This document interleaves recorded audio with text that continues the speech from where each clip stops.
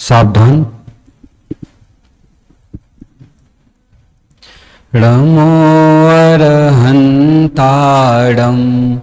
णमो सिद्धाडं णमो आयरियाडं णमो वज्झायाडं णमो लोये सवसाहुडं कल्याण मंदिर मुदार मवद्य भेदी भीता भय प्रदम निंदित मंग्री पद्मम संसार सागर निमज्जदशेष जन्तु पोतायमानमभिनम्य जिनेश्वरस्य यश स्वयं सुरगुरुर्गरिमाम्बुराशे स्तोत्रं सुविस्तृतमतिर्न विभुर्विधातुम् तीर्थेश्वरस्य कमठस्मै धूमकेतोस्तस्याहमेष किल संस्तवनं करिष्ये सामान्यतोऽपि तव वर्णयितुं स्वरूपमस्माद्विषा कथमधीश भवन्त्यधीशाः दृष्टोऽपि कौशिकस्य सूर्यदिवादिवान्धो रूपं प्ररूपयति किं किल धर्मरश्मि। तार्किक चक्र चूड़ामणि श्री कुमुदचंद्र आचार्य अपर नाम सिद्धसेन दिवाकर द्वारा विरचित कल्याण मंदिर स्तोत्र। अभी तक हमने श्लोक क्रमांक 3 तक चर्चा की। तो वहां हमने पढ़ा तीसरे श्लोक में क्या पढ़ा कि कौशिक शिशु वह अंधा है, देख नहीं सकता है, फिर भी क्या कर रहा है कि सूर्य के किरणों को बखान करने का प्रयत्न कर रहा है। तो वह आगम शक्य है कि नहीं है? नहीं है। अच्छा, उसके पास दिन में देखने के लिए उस प्रकार की दृष्टि नहीं है, पर उसके पास भावनाओं की दृष्टि है कि नहीं है? है कि नहीं? जैसे आप भगवान के लिए ये अपने लिए ये भगवान की प्रतिमा कैसी है, वहां भावनाएं जुड़ी है कि नहीं है? और कोई बाहर से कोई व्यक्ति आए, यहाँ इतने सारे वर्कर हैं, वे काम कर रहे हैं, उनके लिए क्या है? वो पत्थर है। आपने सुना है, मानो तो शंकर और ना मानो तो कंकड़, कि उनमें उनको प्रभुत्व ईश्वर पना नहीं दिखाई देता। और यहाँ उसी प्रतिमा में हमें भगवान का स्वरूप दिखाई देता है। वो सब किसका बल है? कि श्रद्धान का बल है। मोक्ष मार्ग में श्रद्धान का बल प्रबल है। तो यहाँ कह रहा है कि कौशिक शिशु उसको वास्तव में दिखाई नहीं देता, पर उसके पास उन भगवान के प्रति जैसे मुनिराज को श्रद्धा है, वैसी जो सूर्य है घर में रश्मि, उसकी किरणों को बखान करने के लिए वैसा श्रद्धान है। यहां तक हमने पढ़ा। अब यहाँ आचार्य देव क्या कर रहे हैं कि भक्ति के और ज्यादा आवेग में आते हैं, उनको भगवान के प्रति और भक्ति आती है। तो अगला श्लोक पढ़ेंगे। मोहक्षयादनुभवन्नपि नाथ मर्त्यो नूनं गुणान् गणयितुं न तव चमेत कल्पान्तवान्त पयसा प्रकटोऽपि यस्मान् वीयेत केन जलधिर्ननु रत्नराशि। देखो, एक एक शब्द पढ़ेंगे। पहला शब्द है मोह। पहला शब्द है मोह। तो तो उसके बाद क्या है क्षत्रिय शा, तो वह दो शब्दों से मिलके बना है, का और मूर्धन्य शा। मूर्धन्य शा कौन सा है, जो हम टॉन्सिल से बोलते हैं अंदर से, तो जो पेट चीरा वाला शा है ना वो शा, तो का और शा दो मिलके बने, तो अब यहां पे क्या बोलेंगे, का साइलेंट बोलेंगे। तो जब उच्चारण करेंगे तो मोहक मोहक छया दनु भवन नपी, तो जब संधि करेंगे तो क्या हो जाएगा अपि, मोहक छया दनु भवन नपी। शब्द बोलेंगे मोह छया दनु भवन्नपि, दनु भवन्नपि, नाथ मर्त्यो मर्त्यो, नूनम गुणान गणयितुम गणयितुम, ना तव क्षमेत, ना तव क्षमेत, कल्पांत वांत पयसा प्रकटोपी। अवग्रह क्या हो जाएगा, साइलेंट, तो प्रकटोपी, यस्मा यस्मा यस्मान, ना है ना योजक चिन्ह है तो यस्मा, और नीचे योजक चिन्ह है तो ना नीचे का ले लेंगे तो क्या हो जाएगा यस्मान।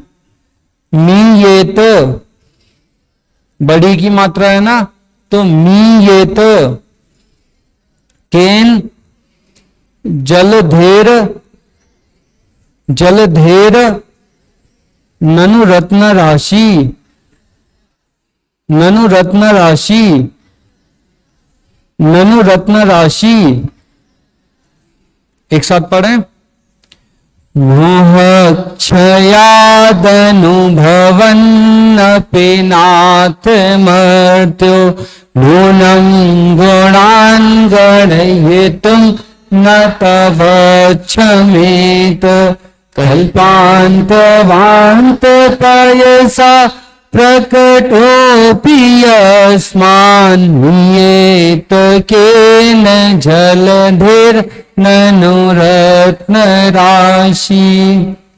यद्यपि अनुभव करता है नर मोहनीय विधि के क्षय से, तो भी गिन न सके गुण तव सब, मोहे तर कर मोदय से।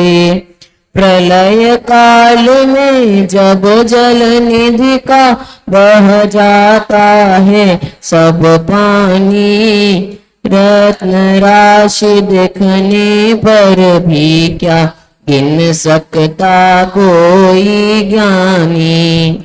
अब देखो यहाँ क्या कह रहा है कि मोह क्षया अनुभवन अपि, कि मोह के क्षय हो जाने पर भी, मोह के क्षय हो जाने पर भी, हे भगवान, या आचार्य भगवान की प्रशंसा कर रहे हैं और अपने को लघु प्रस्तुत करते हुए कहते हैं कि हे भगवान, मोह के क्षय हो जाने पर भी क्या हो रहा है, नाथ मर्त्यो, हे भगवान, नाथ, नाथ के बाद संबोधन वाला चिन्ह, कि संबोधन आता है ना, हाँ, विस्मय बोधक, कि उनको कह रहे हैं कि हे नाथ, मोह के क्षय हो जाने पर भी मर्त्यो, मर्त्यो माने क्या है, भोगाओ, मर्त्यो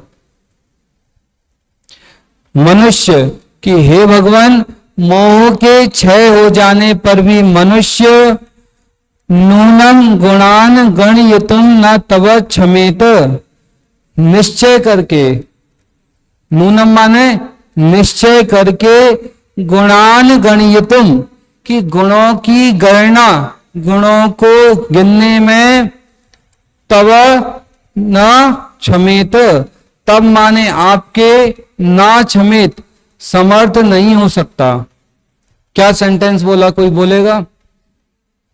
हे भगवान, मोह के क्षय हो जाने पर भी मर्त्य माने मनुष्य क्या नहीं कर रहा है कि निश्चय करके गुणान गणिय तुम, कि गुणों की गणना, तब आपके गुणों की गणना, किसके गुणों की गणना? उस सब भैया, किसके गुणों की गणना? कि हे भगवान, आपके गुणों की गणना ना क्षमित, कहने में शक्य नहीं हो रहा है। देखो आचार्य की प्रशंसा है कैसी है, एक संसार के प्राणियों की प्रशंसा, एक आचार्य भगवान की प्रशंसा कर रहे हैं। कुमुदचंद्र आचार्य कौन से भगवान की? पार्श्वनाथ भगवान की। संसार के जीवों की प्रशंसा कैसी है भैया? संसार के जीवों की प्रशंसा, एक जंगल में एक पेड़ पे कौवा बैठा है और वह कहीं से रोटी लेकर आया और बहुत दिन का भूखा था, बड़ी मुश्किल से उसको रोटी मिली। अब वह खाने को तत्पर था, पेड़ पे बैठा हुआ है, तो एक लोमड़ी आई। कौन आई? आयुष कौन आया? एक लोमड़ी आई। तो लोमड़ी कहती है कि हे कौवे महाराज, आप तो बहुत सुंदर हो, आपकी क्या आंखें, क्या आपका चश्मा, आप तो बहुत सुंदर लग रहे हो, खूब प्रशंसा, खूब प्रशंसा। तो अब कौवे को बहुत खुशी हुई, तो कौवे लोमड़ी को क्या बोलेगा? थैंक यू नहीं बोला, हिंदी में धन्यवाद क्या बोलेगा? तो जैसे ही कौवे ने लोमड़ी को धन्यवाद बोला तो क्या हो गया? रोटी गिर गई। तो संसार के लोगों की प्रशंसा कैसी है कि लोमड़ी के भांति, और आचार्य भगवान की प्रशंसा कैसी है कि निस्वार्थ निष्काम। अब यहां मैं आपसे प्रश्न कर रहा हूं कि मोह का क्षय जिनका हो गया, वे मुनिराज जो ध्यान में बैठे हैं, जिनने मोह की छपना की, क्षय किया, वे मुनिराज भी भगवान के गुणों का बखान क्यों नहीं कर पा रहे? विराज बताओ। जो देखो मोह के अभाव में कौन सा गुण प्रकट होता है? परिवल, इनका कहना है अनंत वीर्य,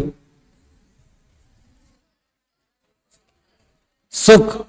और भगवान भी कैसे हैं? सुखी हैं। मोह का क्षय हो गया, तो मोह के क्षय होने पर भी भगवान के गुणों का वर्णन करने में शक्य कोई क्यों नहीं है? कि कहने वाला है छद्मस्त, और जिसका कह रहा है वे कैसे हैं? अल्पज्ञ। ऐसा है क्या? क्यों ओजस? कहने वाले कैसे हैं? छद्मस्त। छद्मस्त माने अल्प ज्ञान में स्थित, और जिनके गुणों का बखान कर रहे हैं वे कैसे हैं? सर्वज्ञ। ज्ञा धातु होती है जानने के अर्थ में, जो सर्व के ज्ञाता हैं, सब कुछ जानते हैं, उनको छद्म माने अल्प ज्ञानी कह रहा है। और वो कैसे ज्ञानी है? कि जिनके मोह का क्षरण क्षय हो चुका है। ठीक है, तो फिर भी कहने में क्यों शक्य नहीं है कि दोनों के क्वालिटी तो सेम है? एक शब्द बोल रहा हूं, क्वालिटी और क्वांटिटी। कि आचार्य भगवान की सुख की क्वालिटी, मोह का क्षय होने के बाद उनके सुख की क्वालिटी और भगवान के सुख की क्वालिटी तो कैसी है? इक्वल है, सेम है, पर क्वांटिटी अंतर है। वे प्रचुर सुख को भोग रहे हैं और ये यहां पे अल्प सुख को भोग रहे हैं। समझ में आया कुछ? क्वांटिटी और, आवाज ही नहीं आई, क्वांटिटी और किसकी ज्यादा है किसकी कम है? कि आचार्य की कम है और भगवान की, पर क्वालिटी तो सेम है, क्वांटिटी में अंतर है। तो यहां कह रहे हैं कि हे भगवान, मोह क्षया दनु भवन्नपि, कि मोह का क्षय हो जाने पर, मोह के क्षय होने पर अनुभव आ रहा है, सुख का अनुभव आ रहा है, फिर भी ननु वास्तव में गुणान गणियतुम, गुणों की गणना वर्णन करने में मैं शक्य नहीं हूं, संभव नहीं हूं। देखो क्या कह रहे अगली लाइन, कल्पांत वांत पयसा प्रकटोऽपि अस्मान् ह्रियेत केन जलधिर्ननु रत्न राशि। क्या कह रहे हैं कि कल्पांत, कल्पांत माने प्रलय काल। समझ में आया, कहीं पढ़ा है प्रलय काल? कल्पांत काल पवनोद्दत नक्र चक्रम की प्रलय काल। देखो अभी प्रलय काल आएगा, जब ये कल्प काल बीत जाएंगे फिर प्रलय काल आएगा। माने क्या कि पहला काल वह क्या है, उत्कृष्ट भोगभूमि, फिर दूसरा काल मध्यम भोगभूमि, तीसरा काल जघन्य भोगभूमि, फिर चौथे काल में कर्म भूमि का प्रारंभ हुआ, फिर पांचवें काल में कर्म भूमि। अब जब छठवां काल प्रारंभ होगा तो 7 दिन तक एसिडिक रेन, पत्थर इत्यादि की बरसात होगी। तो उस समय क्या हो रहा है आरंभ, कल्पांत काल, कल्पांत वांत पयसा कि प्रलय काल में जो पयसा माने पानी है, जो समुद्र का पानी है, समुद्र भी उस पानी का वांत माने वमन करेगा। वमन माने क्या होता है, वॉमिटिंग करेगा, उल्टी करेगा, माने बाहर पानी आएगा। जो बाहर खाली स्पेस है ना, तो हरदिक वहां बाहर पानी आएगा। कब आएगा, कल्पांत वांत पैसा, कल्प काल में जो पानी है वह बाहर आएगा। तो उसके बाद क्या होगा, प्रकटोपी यस्मात् की प्रकट होगा। क्या होगा कि रत्न राशि प्रकट होगी। अब उस रत्न राशि को कोई गिन सकता है क्या? कोई ने देखा है समुद्र के किनारे समुद्र की लहरें, बीच पे कोई गया? बहुत सारे बच्चे। तो क्या हुआ कि बीच पे गए, अब वहां पानी की एक लहर उठी और आई और वापस समाहित हो गई। तो पर आने के बाद वह बहुत कुछ छोड़ के गई, शंख, सीप, कंकड़, कौड़ी छोड़ के गई। अब कौन ऐसा है जो अथाह समुद्र को, जो पानी की लहर ने जो छोड़ा है, उसको कोई गिन सके? है कोई? नहीं है। फिर भी क्या कह रहे हैं कि उसको कहने, जैसे कोई गिनने में समर्थ नहीं है, हे भगवान वैसे ही आपके अनंत गुणों को कहने में हम अल्प बुद्धि के धारी समर्थ नहीं है। देखो अन्वय अर्थ देखते हैं एक एक से। देखो, हे नाथ, पहला शब्द क्या है, नाथ। हे नाथ, मर्त्या, मर्त्या माने क्या है, ओजस, मर्त्या माने मनुष्य। मोह क्षयात, मोहिनी कर्म के क्षय से। हे नाथ, क्या कि यह मनुष्य, जो मनुष्य मोहिनी कर्म का छपना कर रहा है, क्षय कर रहा है, अनुभवन अपि, अनुभव करता हुआ भी, क्या कह रहे, अनुभवन अपि कि अनुभव करता हुआ भी, तब आपके गुणान गणयितुम, गुणों को गिनने के लिए, नूनम निश्चय करके, ना क्षमेत समर्थ नहीं हो सकता। क्योंकि यस्मात्, क्योंकि कल्पांत वांत पयसा, प्रलय काल के समय जिस पानी में शंख आदि रत्न आदि बाहर निकल गए हैं, अब कह रहे हैं जल दे, उस समुद्र की प्रकट अपि, प्रकट हुई रत्न राशि, रत्नों की राशि को ननु केन मीयेत, किसके द्वारा गिना जा सकता है? निरपेक्ष अर्थात किसी के द्वारा नहीं गिना जा सकता। समझ में आया? देखो एक बार पूरा श्लोक पढ़ेंगे। मोह क्षयादनुभवन्नपि नाथ मर्त्यो नूनं गुणान् गणयितुं न तव क्षमेत कल्पान्तवान्त पयसा प्रकटोऽपि अस्मान् हीयेत केन जलधिर्ननु रत्नराशि। कि आचार्य भगवान ने अपनी संगति बिठाई किसके साथ है कि वे भगवान के पीछे ऐसे हो गए हैं कि अभी हम मोह का क्षय किया, हम एक ना एक दिन आपके समान बन ही जाएंगे। भगवान से कह रहे हैं आचार्य भगवान कि अभी तो हमने मोह का क्षय किया, एक ना एक दिन हम उनके समान बन जाएंगे। जो जिसकी संगत करेगा वह वैसा बन जाएगा। देखो क्या है कि एक चित्रकार था, एक पेंटर था, आर्टिस्ट था, तो उसने ऐसा सोचा कि हम एक बहुत सुंदर बच्चे का एक सुंदर सा चित्र बनाएंगे। ठीक है, क्या बोला समझ में आ रहा है? पारस काला, एक चित्रकार ने सोचा कि हम एक बच्चे का सुंदर सा चित्र बनाएंगे। अब वह खोज रहा है, बहुत साल तक खोज रहा है। अब उसको काफी वर्षों बाद श्री एक सुंदर सा बच्चा मिला। ठीक है, मुदित कहाँ है? ठीक है मुदित, क्या मिला? सुंदर सा बच्चा। तो क्या होता है कि वह उसका बहुत अच्छा सा एक चित्र तैयार करता है और चित्र इतना अच्छा हुआ कि संपूर्ण राज्य में उसकी खूब प्रशंसा हुई और उसको खूब पुरस्कारित किया गया। हर कोई उसकी प्रशंसा करता है। अब क्या होता है श्रोतांश, थोड़े समय बाद वह चित्रकार बूढ़ा हो गया। कौन सा वाला चित्रकार? जिसने बच्चे का चित्र बनाया, अब वह बूढ़ा हो गया। तो उसके मन में एक अंतिम इच्छा और थी। क्या इच्छा है? कि हम एक ऐसे बदसूरत मनुष्य का चित्र बनाएंगे जिसके समान कोई दूसरा बदसूरत नहीं है। ठीक है, अब वह मरने की कगार पे आ रहा है और ढूंढ रहा है, पूरे में सब जगह ढूंढ रहा है और खोजते खोजते एक पत्र में, एक न्यूज़पेपर में एक चित्र आया। उसने बोला ये तो मिल गया, कहाँ है? पता लगाया तो उसने कहा इसका लाइव पोर्ट्रेट बनाएंगे सामने जाके। तो गया तो उसको वो कहाँ मिला? जेल में। तो वो कहता है कि हम आपका चित्र बनाना चाहते हैं। कौन कह रहा है विराज?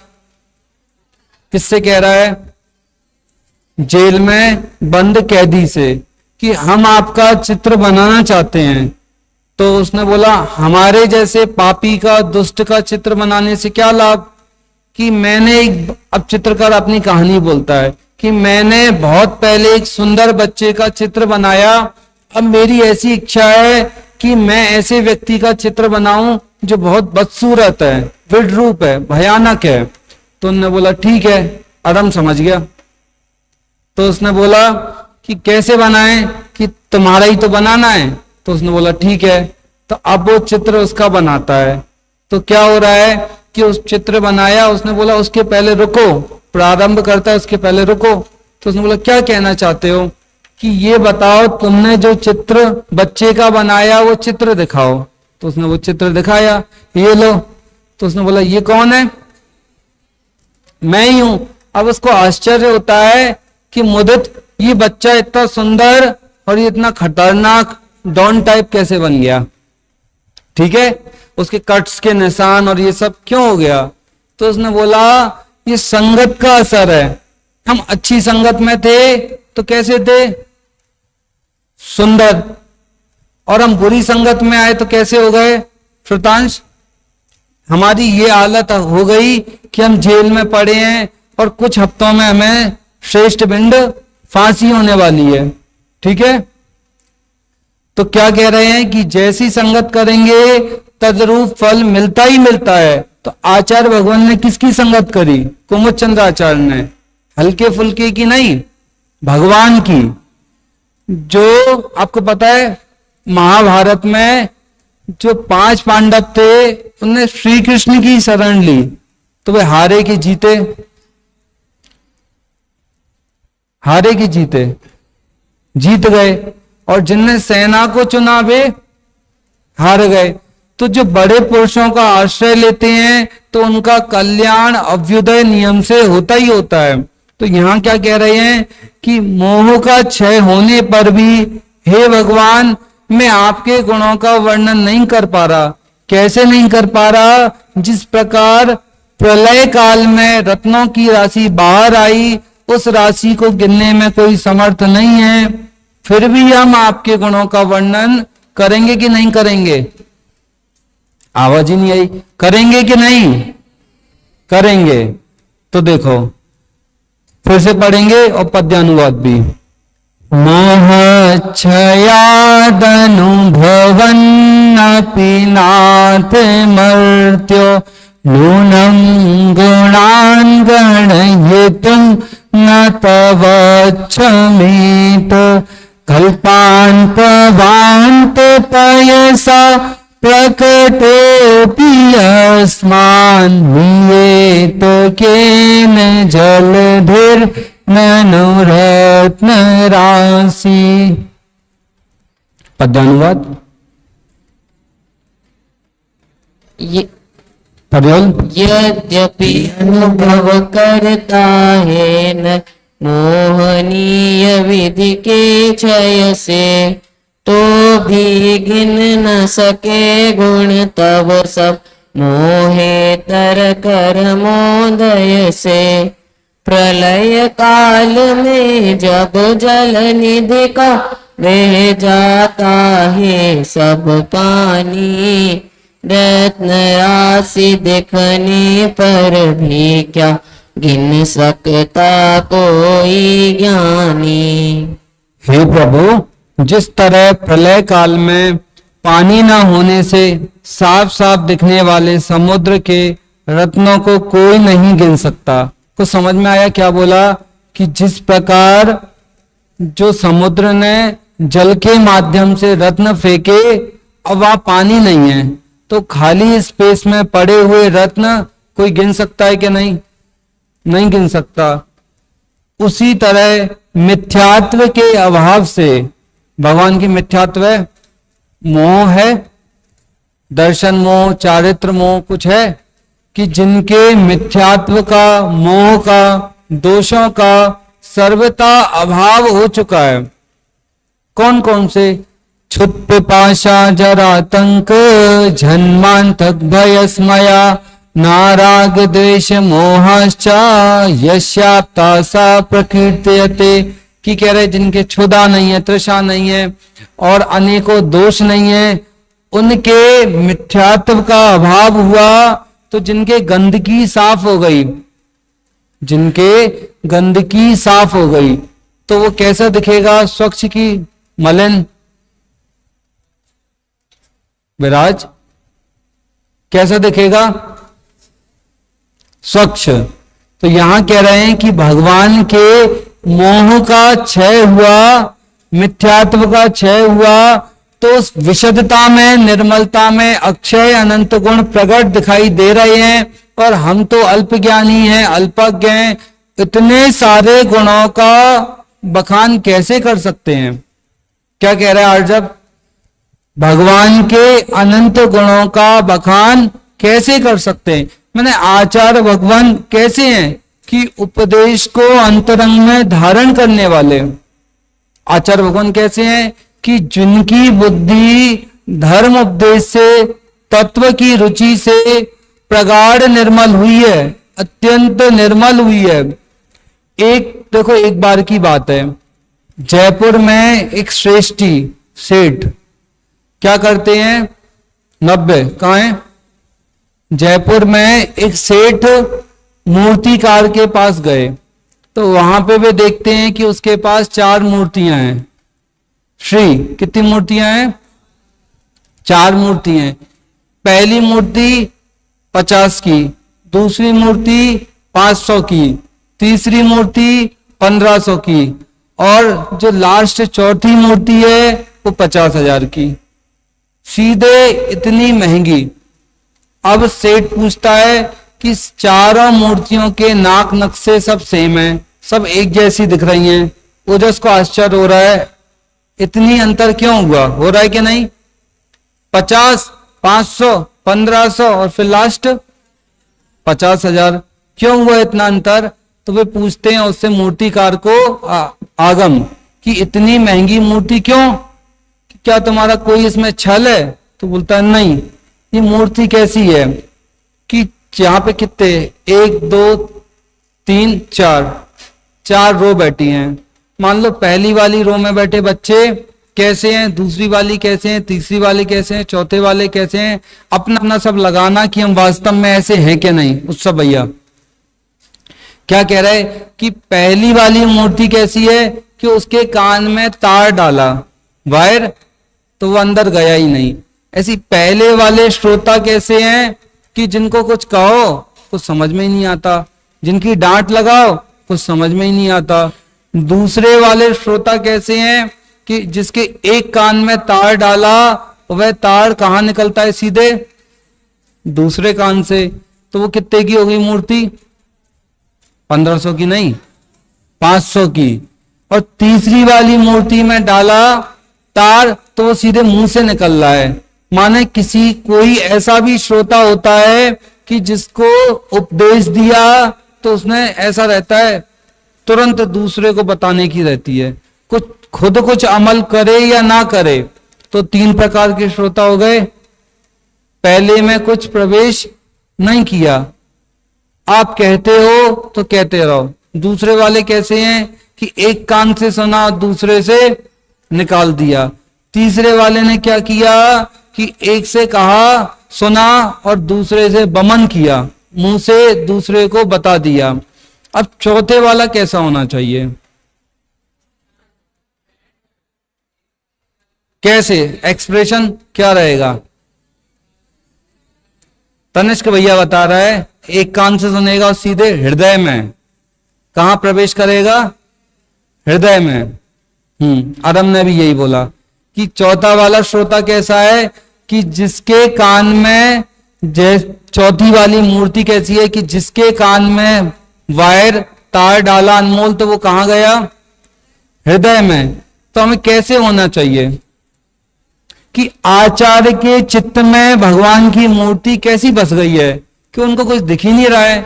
आपने कभी देखा, ऑब्जर्व किया कि एक छंद में कैसा व्याख्यान किया कि आप कल्याण के मंदिर हो, पाप का भेदन करने वाले हो, संसार में जीव दुखों से निमग्न है, डूबे हैं, उनको पार करने के लिए आप नौका के समान हो। फिर कह रहे हैं कि जिस प्रकार उल्लू है वह सूर्य के बिंब की किरणों का वर्णन नहीं कर सकता है और फिर भी वह प्रशंसा के योग्य है कि उसने हृदय में उस किरणों को बसा के रखा है। ऐसी मैं फिर भी प्रशंसा के योग्य हूं कि आपका चित्त मेरे हृदय में बसा हुआ है। अब फिर कह रहे हैं कि हम आपके अनंत गुणों का वर्णन नहीं कर सकते अनंत, फिर भी हम कहेंगे, फिर भी कहेंगे। क्यों? कि कहने से हम एक ना एक दिन उनके जैसे बन जाते हैं। कल कहा था कि जिसकी जैसी भावना होती है उसको वैसा फल नियम से मिलता ही मिलता है, और जिसकी विपरीत बुद्धि होती है उसको फल भी कैसा मिलता है? विपरीत मिलता है। तो हमें सम्यक फल चाहिए कि विपरीत? सम्यक फल। तो सम्यक फल के लिए इस उपदेश को, ये किसका उपदेश है? ये जब आचार्य भगवान का उपदेश है। मैं तो यहां बोल रहा हूं, वास्तविकता में किसके विचार हैं ये और किसके लिए कहे गए विचार हैं? भगवान के लिए। कौन से भगवान के लिए? पार्श्वनाथ भगवान के।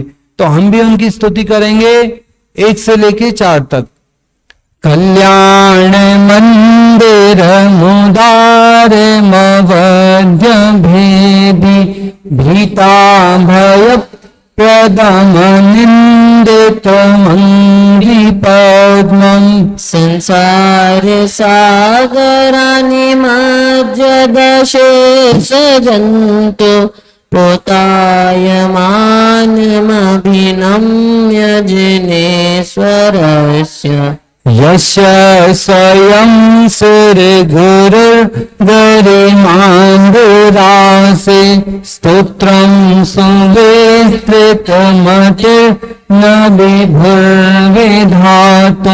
तीर्थेश्वरस्य कमठोऽस्मै धूमकेतुस्तस्याहमेष किल संस्तवनं करिष्ये सामान्यतोऽपि तव वर्णयितुं स्वरूप भस्मादृशा कथमधीश भवन्त्यधीशा दृष्टोऽपि कौशिकशिशुर् यदि वा दिवान्दो रूपं प्ररूपयति किं किल घर्मरश्मि मोहक्षयादनुभवन्नपि नाथ मर्त्यो नूनं गुणान् गणयितुं न तव क्षमेत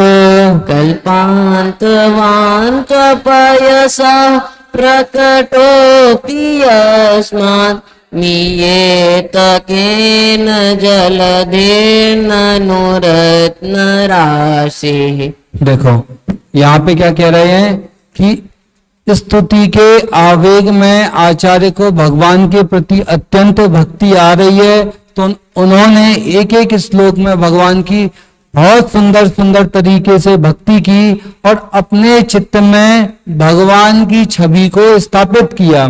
तो वे देख रहे हैं तो उनको क्या दिख रहा है कि उनके गुणों के अलावा उनको कोई नहीं दिखता।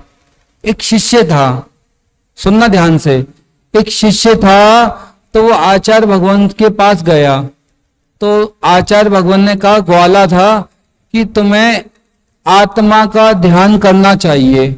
यदि सुखी होना है तो किसका ध्यान करना चाहिए? आत्मा का ध्यान। तो वो कहता है कि हमें कोई आत्मा कोई दिखाई देता नहीं है।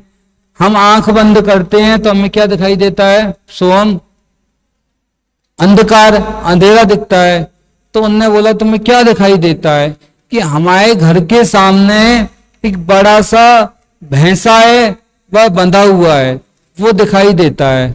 तो उन्होंने बोला तुम एक काम करोगे, भैंसे का ध्यान कर सकते हो? तो उसने बोला ठीक है। अब वो घर पे गया और क्या बोल रहा है? विराज, मैं एक भैंसा हूं जिसके सिंग कैसे हैं?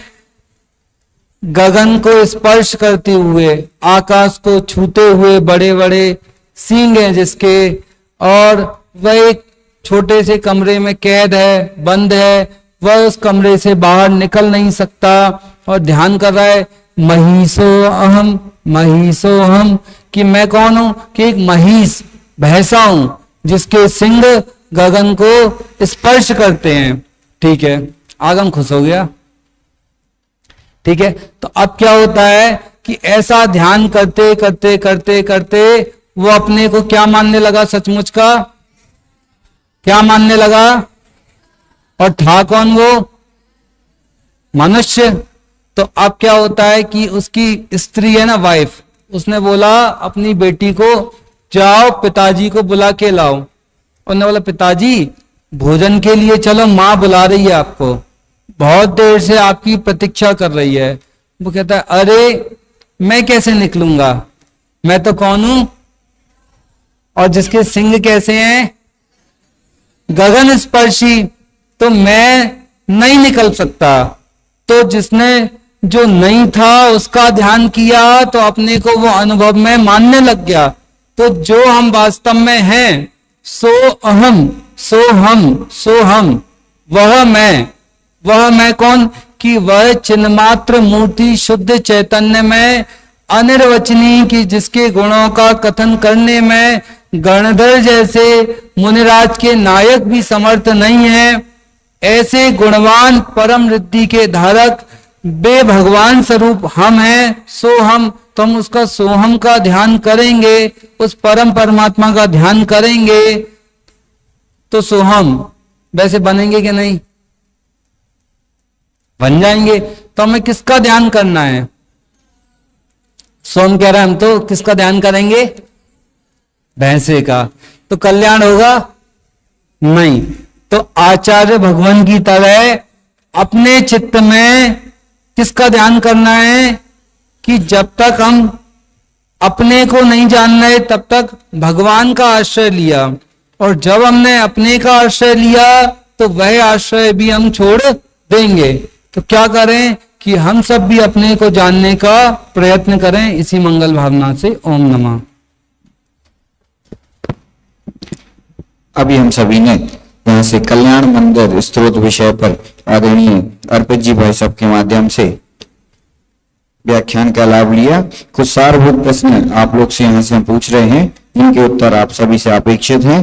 पहला प्रश्न है कि अभी सर्वप्रथम जो चर्चा आई थी, उन्होंने कल के विषय से जोड़ा था आज के विषय को। वहां एक बात कही थी कि मोक्ष मार्ग में श्रद्धान का बल प्रबल है, तो उसको आपको स्पष्ट करना है कि इसके लिए उदाहरण भी दिया था कि मोक्ष मार्ग में श्रद्धान का बल है वो प्रबल है, तो ऐसा एक उदाहरण भी दिया था। इस बात को स्पष्ट करने के लिए 8वीं में से कौन? कोई नहीं। मोक्ष मार्ग में श्रद्धान का बल प्रबल है, ऐसी एक सूक्ति बोली थी। उसके पहले उन्होंने कल का विषय बोला था, वहां से इसको लिंक किया था। वो कोई बोलेगा? एक उदाहरण भी दिया था। गाड़ेगा। हाँ बोलो।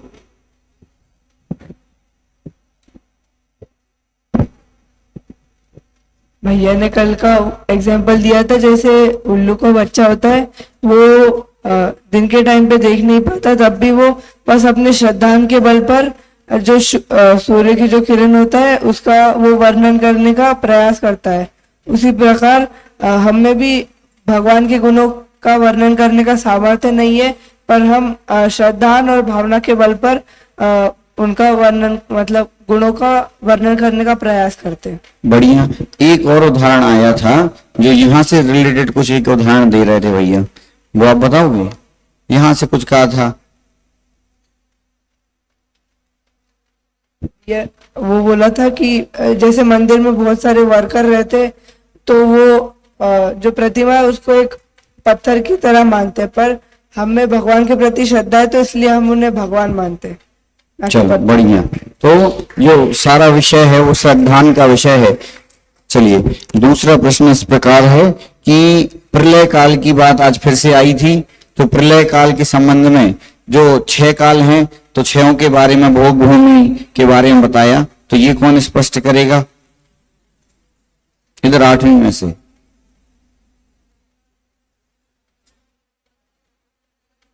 किसको अभी तक 8वीं में गिफ्ट नहीं मिली? तीनों चारों में से चारों को मिल गई। कोई और हाथ, नया हाथ बोलो। कोई बोलेगा? बोलोगे? बोलो। भैया अर्पित भैया ने बताया था कि जो शुरू के 3 काल होते हैं वो भोग भूमि, मतलब वो भोग भूमि होती है, और उसमें अमृत की और उस सब की वर्षा होती है, अमृत की, दूध की। और फिर जब और चौथा काल वो कर्म भूमि होती है उसमें। तो जो भोग भूमियां थी उनमें 3 प्रकार से विभाजन है, तो वो प्रथम काल की भोग भूमि कैसी, द्वितीय काल की, वो आपको बताना है। देखो इतने सारे हाथ उठ गए, सबने सोच लिया, जल्दी सोचो।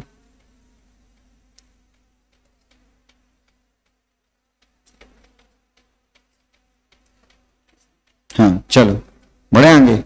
अरहम केसली को दो 9th क्लास में।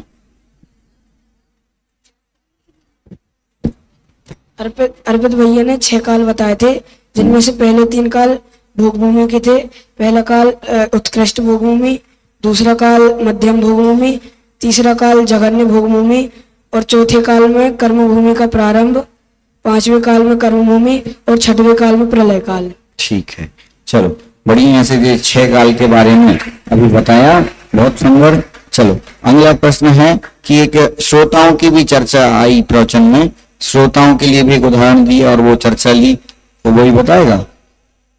अब इस तरफ से सौरटारसी।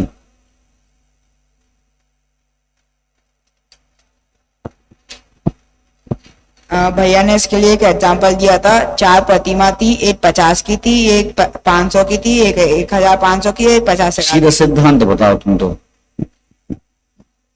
हाँ चलो बताओ जल्दी बोलो। श्रोता चार प्रकार के होते हैं। एक जो कान से सुनते हैं, मतलब कान से सुन के कान से निकाल देते हैं। एक जो कान से सुनते हैं, हृदय बोल देते हैं। एक जो कितने हो गए? तीन ही बोल दिए तुमने तो, एक एक करके बोलो। पहले जो सुनते नहीं है, दूसरे जो एक कान से सुनते दूसरे कान से निकाल देते, तीसरे एक से सुनते हैं और अपने हृदय में रख लेते, मुंह से बोल देते हैं, और चौथे जो सुन के अपने हृदय में रख लेते हैं, अपने स्वरूप में उतार लेते हैं। चलो बढ़िया, चारों प्रकार के श्रोताओं के बारे में बताया। चलिए चौथा प्रश्न इस प्रकार से आप लोग को बताना है कि एक उदाहरण दिया था, समुद्र का उदाहरण दिया है प्रवचन में, कि आपको वो लाइन भी पंक्ति भी पढ़ के बतानी है अभी इसमें से, छंद में से, और वो उदाहरण आपको स्पष्ट करना है। समुद्र का कौन सा उदाहरण इसमें आया? कौन करेगा इधर से? तन्मय करोगे? चलो तनिष्क करो।